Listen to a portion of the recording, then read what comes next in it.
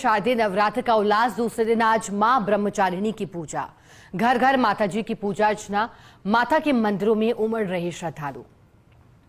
शारदीय नवरात्र की शुरुआत हो चुकी है और आज दूसरा दिन है। आज ब्रह्मचारिणी स्वरूप की पूजा आराधना हो रही है। ज्यादा जानकारी लेंगे सहयोगी कमलेश प्रजापत माउंट आबू से जुड़े हैं। जोधपुर से शिव प्रकाश हमारे साथ जुड़े हैं। पहले माउंट आबू का रुख करेंगे, सहयोगी कमलेश वहां से जुड़े हुए हैं।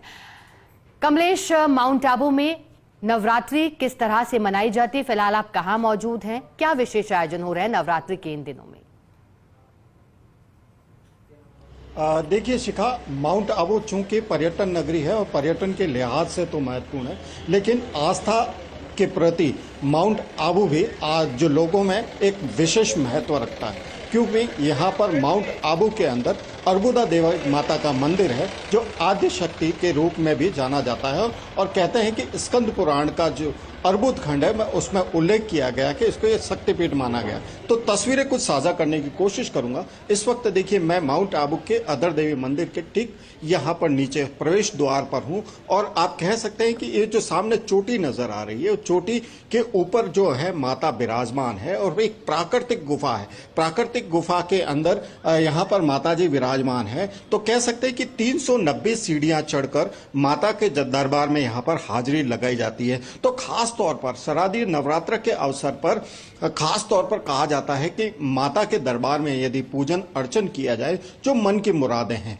और वो मन की मुराद यहाँ पर पूरी होती है। तो ऐसे में जो श्रद्धालु है, प्रदेश के तमाम इलाकों से कहें या फिर देश के कोने कोने से तमाम लोग यहाँ पर पहुंचते हैं तो और माता के दरबार में यहाँ पर हाजिरी लगाते हैं। तो कह सकते हैं कि माता की जो ख्याति है वो कितनी दूर दूर तक है। मैं दृश्य दिखाने की कोशिश करूंगा कि देखिए, माउंट आबू और प्रदेश में तो जहां माता ख्याति, और कह सकते हैं कि तमिलनाडु जो साउथ है, साउथ के अंदर भी जो माता जी के नवरात्रों के अवसर पर विशेष कार्यक्रमों का भी आयोजन होता है। तो ये तस्वीरें साफ बयां कर रही है कि अर्बुदा माता के जो भक्त हैं देश के कोने कोने में हैं और वहां पर खास तौर पर नवरात्र के अवसर पर पूजन अर्चन के साथ जो जागरण का दौर चलता है, वो जागरण का दौर भी यहां पर चल रहा है। देखिए, ये तस्वीरें कुछ यहां पर साझा करने की कोशिश करूंगा कि जो श्रद्धालु है यहां पर पहुंचकर माता के जो दरबार में जो हाजिरी तो जरूर लगाते हैं, लेकिन यहाँ पर नवरात्र के अंदर आकर के जो माता के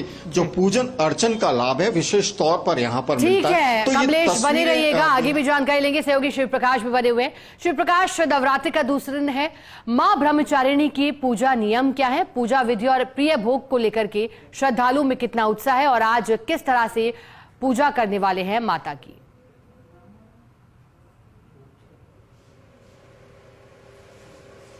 जी, शारदीय नवरात्र का आज दूसरा दिन है और जिस तरह से मां ब्रह्मचारिणी की आज पूजा अर्चना की जाती है, जिन्हें खास तौर से ज्ञान और तप की देवी के रूप में जाना जाता है। और हमने जिस तरह से थोड़ी देर पहले भी बताया था कि अभी हम खड़े हैं जोधपुर के पुलिस लाइन स्थित जो माता जी का मंदिर है, माँ जगदम्बा माता मंदिर है, वहाँ हम खड़े हैं। तो यहाँ मंदिर में आज सुबह से ही जिस तरह से पूजा अर्चना का दौर है वो चल रहा है। मंदिर के श्रद्धालु हैं वो धीरे धीरे यहाँ आ रहे हैं। सुबह यहाँ आरती हुई और शाम को महाआरती का आयोजन है वो होगा। हमारे साथ जो श्रद्धालु है, सर आप यहाँ प्रतिदिन आते हैं या शारदीय नवरात्र को लेकर के क्या विशेष महत्व है आज नवरात्र को? बहुत अच्छा महत्व है, हम तो प्रतिदिन आते रहते हैं यहाँ पे। क्या आस्था है आपकी, जो मन्नत मांगते हैं? होती है, पूरी आस्था पूरी होती है, यहाँ मांगते हैं। तो देखिए, जो नवरात्र की पूजा अर्चना है वो की जा रही है। मंदिर के पुजारी हैं वो यहाँ पूजा अर्चना कर रहे हैं। जो श्रद्धालु आ रहे हैं वो नैवेद्यम चढ़ा रहे हैं, प्रसाद चढ़ाया जा रहा है, माता का श्रृंगार है वो किया जा रहा है। और कहा जाता है कि सच्चे मन से यहाँ जो भी मन्नत है मांगी जाती है वो पूरी होती है। मंदिर के जो पुजारी हैं वो भी यहाँ पहुँचे हैं, हम उनसे भी यहाँ बात करेंगे कि किस तरह से मंदिर में आज विशेष आयोजन होने वाला है। पुजारी जी, हम आपको बताएं कि आज क्या विशेष पूजा अर्चना होगी? ये आज ये पाठ पूजा होगी, दूसरा नौरता है और बीच में लेडीज वगैरह भजन भाव भी करती है और आठम को हवन होता है पूरे स्टाफ वगैरह की तरफ से। सभी पुलिस स्टाफ, सब पुलिस स्टाफ, हाँ, अधिकारी वगैरह सब आते हैं और जो भी जनता है पब्लिक वाले खूब आते हैं। तो देखिए, सब मिलजुल के सभी मिलजुल कर यहाँ जब शाम को आरती होती है, मंदिर के अधिकारी हैं चाहे कर्मचारी हैं, सभी यहाँ आते हैं, सभी एक साथ खड़े होकर के माता जी के मंदिर में पूजा अर्चना करते हैं। आज दूसरा दिन है और पूजा अर्चना का दौर है वो यहाँ शुरू हो चुका था। कुल मिला के कहा जा सकता है कि माता जी का विशेष रूप से शक्ति के रूप में पहचान होती है, लेकिन आज ज्ञान और तप की जो देवी है उसके रूप में यहाँ पूजा अर्चना की जा रही है और मंदिर में जो है भक्त सुबह से ही लगे हुए हैं। जी बिल्कुल, जैसे कि आप कह रहे हैं, सुबह से भक्तों का तांता लगा है। कमलेश जुड़े हुए हैं माउंट आबू से। कमलेश, जानकारी आप दे रहे थे कि पर्यटन नगरी है लेकिन फिर भी आस्था के रूप में महत्व रखती है। मंदिरों में क्या तैयारी दिखाई दे रही है कमलेश आज? देखिए, तस्वीरें कुछ साझा करने की कोशिश करूंगा। इस वक्त मैं यहाँ अद्वैय मंदिर नीचे हूँ, तो यहाँ पर जो पूजन सामग्री है, पूजन सामग्री जो खरीदने का जो क्रम है वो श्रद्धालु आते हैं और खास तौर पर जो यादें हैं माउंट आबू से जुड़ी या माता जी से या जुड़ी हुई। भाई साहब, कहाँ से आए आप? श्री से श्री क्या रामपुरा लेके जा से रहे हैं यहाँ से? प्रसाद और भगवान माता जी की तस्वीर ये सब। क्या नवरात्रि में कैसे देखते हैं माता जी के जो पूजन अर्चन है, क्या लाभ मिलते हैं? आप तो बहुत होता है माता जी को, जैसे भी अपने आप में याद करते हैं उसको, जैसे भी अपने वो पार से याद करते हैं वैसे उसकी जैसे पूजा हो जाती है, बस वैसे अपने को फल मिलता है।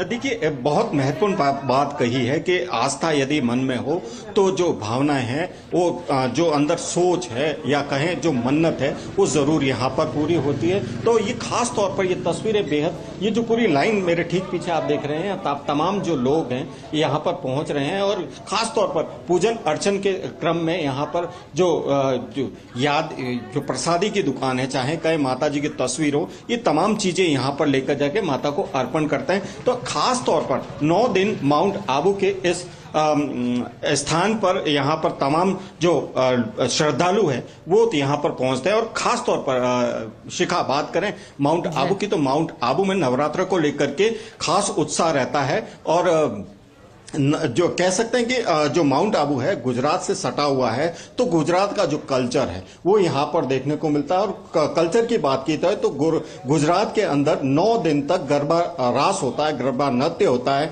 और विभिन्न कलाओं का जो प्रदर्शन होता है वो होता है। तो उसी कड़ी में माउंट आबू के जो विभिन्न स्थान है, चाहे काली माता मंदिर हो, कुमारवाड़ा हो, नवदुर्गे मंडल हो, ये तमाम जो छोटे छोटे जो मंदिर है वहां पर विशेष तौर पर गरबों का आयोजन किया जाता है और देर रात तक ये गरबे चलते हैं, जिसमें श्रद्धालु माता की जो मधुर गीत है, क्या मधुर गाने हैं, इन तमाम साधनों पर यहाँ पर थिरकते हुए नजर आते हैं। तो ऐसे में कहा जा सकता है कि माउंट आबू के अंदर जो गुजरात का कल्चर है उस कल्चर को लेकर के मैं बात करने की कोशिश करूंगा। मेरे साथ कुछ लोग हैं। भाई साहब, यहाँ पर जो गरबे होते हैं कैसे होते हैं और क्या नजर आता है उसके अंदर? यहाँ पर गरबे बहुत अच्छे होते हैं, बहुत भीड़ होती है, जैसे दिलवाड़ा है, कुमारवाड़ा है, यहाँ पर बहुत अच्छी भीड़ होती है और यहाँ पर बहुत मंदिर पर बहुत श्रद्धालु की भीड़ होती है। देखिए, यहाँ पर जो ये तमाम जो लोग हैं, कह सकते हैं कि जो खास तौर पर माउंट आबू के अंदर जो गरबों का आयोजन था, उस गरबों में यहाँ पर विशेष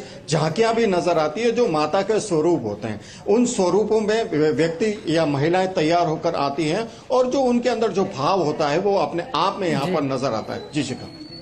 और जैसा कि कमलेश आपसे जुड़े लोगों ने बताया और बहुत अच्छी बात भी निकल करके आई कि अगर मन में भाव हो तो फिर आपकी पुकार जरूर सुनती है माता रानी। कमलेश बने रहेगा। सहयोगी शिव प्रकाश भी जोधपुर से बने, उनका रुख करेंगे। शिव प्रकाश, 10 दिन का महा उत्सव है, अलग अलग दिनों के लिए क्या अलग अलग तैयारियां हैं और क्या क्या आयोजन होने जा रहे हैं जोधपुर में?